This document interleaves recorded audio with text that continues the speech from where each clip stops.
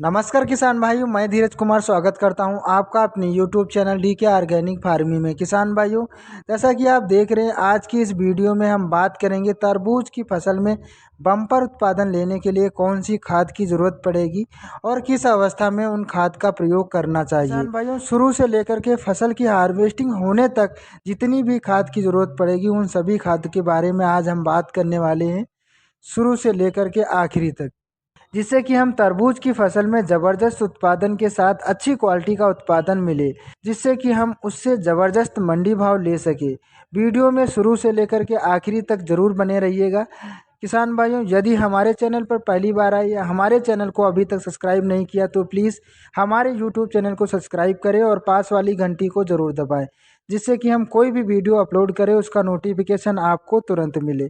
चलिए अब हम बात कर लेते हैं तरबूज की फसल में किस अवस्था में और कौन सी खाद का प्रयोग करें, जिससे कि हम अपनी फसल से ज़बरदस्त क्वालिटी के साथ बम्पर उत्पादन ले सके। तो किसान भाइयों, सबसे पहले हम बात करेंगे कि पहली ड्रेंचिंग में कौन सी खाद लेनी है। तो किसान भाइयों, पौधरोपण के लगभग 6 से 7 दिन बाद यदि आप डायरेक्ट सीड की बुआई करते हैं तो ये ड्रेंचिंग बीज की बुआई के लगभग 6 से 7 दिन बाद सबसे पहले आपको ह्यूमिक एसिड लेना है। किसान भाइयों, ह्यूमिक एसिड की 200 ग्राम मात्रा 200 लीटर पानी में घोलकर 50-50 ग्राम हर पौधे में आपको डालना है। इसके बाद आपको दूसरी ड्रेंचिंग लेनी है। किसान भाइयों, दूसरी ड्रेंचिंग पहली ड्रेंचिंग के 3 से 4 दिन के बाद लेना है। किसान भाइयों, आपको एक फंजीसाइड को लेना है जिसमें कार्बेंडाजिम और मैंकोजेब की मात्रा एक ही साथ मिल जाए। इसके लिए आपको यूपीएल कंपनी का साफ फंजीसाइड ले सकते हैं। इसकी 400 से 500 ग्राम मात्रा 200 लीटर पानी में घोलकर प्रत्येक पौधे में 50-50 ग्राम आपको डालना है। किसान भाइयों, ध्यान रहे ये दोनों ड्रेंचिंग लगभग पौधरोपण के या बीज की बुआई के 10 से 12 दिन के भीतर हो जाना चाहिए, तभी आपको इन ड्रेंचिंग का फ़ायदा आपकी फसल में देखने को मिल सकता है। किसान भाइयों, अब हम बात करते हैं पहले फर्टिगेशन में आपको क्या देना है। किसान भाइयों, पहले फर्टिगेशन में आपको एनपीके 19-19 लेना है।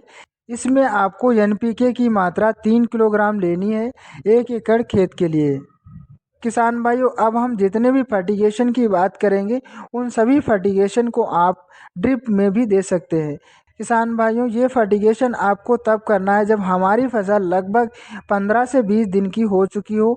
यदि आपने बीज की बुआई करते समय आपने गोबर की खाद कम डाले हैं या आपको लगता है कि आपकी खेत में गोबर की खाद कम है, तो किसान भाइयों आपको दूसरे फर्टिगेशन में आपको एनपीके 19-19 लेना है और अब की बार में आप इसकी मात्रा 2 किलोग्राम लेनी है। किसान भाइयों, दूसरे फर्टिगेशन के लगभग 6 से 7 दिन बाद आपको एनपीके 1261 लेना है।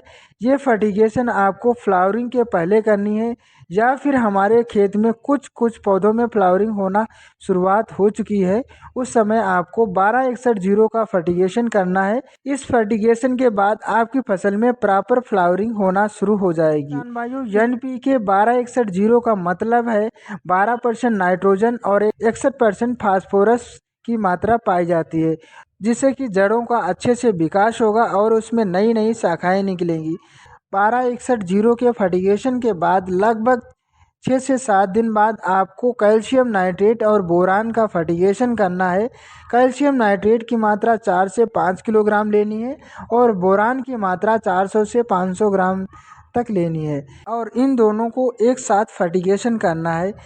ये फर्टिगेशन आपको तब करना है जब आपकी फसल में फ्रूटिंग होना शुरुआत हो चुकी हो। इस समय आपकी फसल में यदि कैल्शियम बोरान की कमी पाई जाती है तो आपकी फसल में फलों का आकार बिगड़ सकता है। इसलिए किसान भाइयों, ये फर्टिगेशन आपको फ्रूटिंग के समय करना है, जिससे कि आपकी फसल में फलों का आकार सही रहे।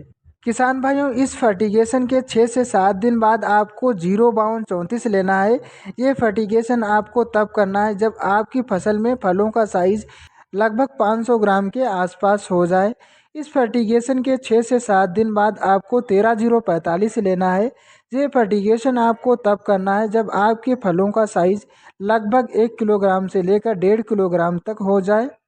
किसान भाइयों NPK 13-0-45 का मतलब है इसमें 13% नाइट्रोजन है, 0% फास्फोरस और 45% पोटास की मात्रा पाई जाती है।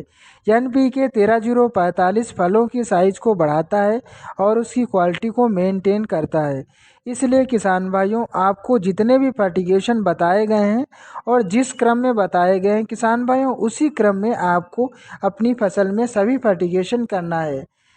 किसान भाइयों यदि आपकी फसल में फूल आ रहे हैं और सूख कर गिर रहे हैं तो और फल नहीं बन पा रहे हैं तो इसके लिए किसान भाइयों आपको जिब्रेलिक एसिड का एक फर्टिगेशन करना है, जिसमें जिब्रेलिक एसिड की मात्रा 25 से 30 ग्राम पर 15 लीटर पानी में घोलकर फ्लावरिंग के समय यह स्प्रे जरूर करें। किसान भाइयों इससे आपकी फसल में फ्लावरिंग प्रॉपर सही तरीके से हो जाएगी।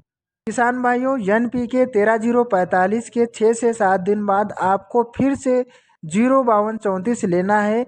यहाँ पर आपको इसकी मात्रा 2 किलोग्राम पर एकड़ के हिसाब से लेना है। किसान भाइयों यदि आपको लगता है कि आपके फल का साइज कम लग रहा है या फिर आप अपने फल का साइज और बढ़ाना चाहते हैं तो किसान भाइयों 0-52-34 का एक और फर्टिगेशन करना चाहिए। उसके 6 से 7 दिन बाद आपको 0-0-50 लेना है और इसका फर्टिगेशन करना है।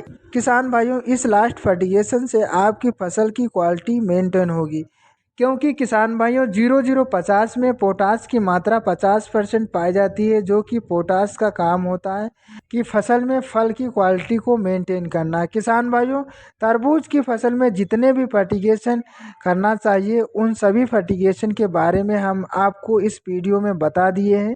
जिस क्रम से और जिस अवस्था में बताए गए हैं सभी फर्टिगेशन उस क्रम में आपको अपनी फसल में करना है, तभी आपको फसल में फ़ायदा देखने को मिल सकता है।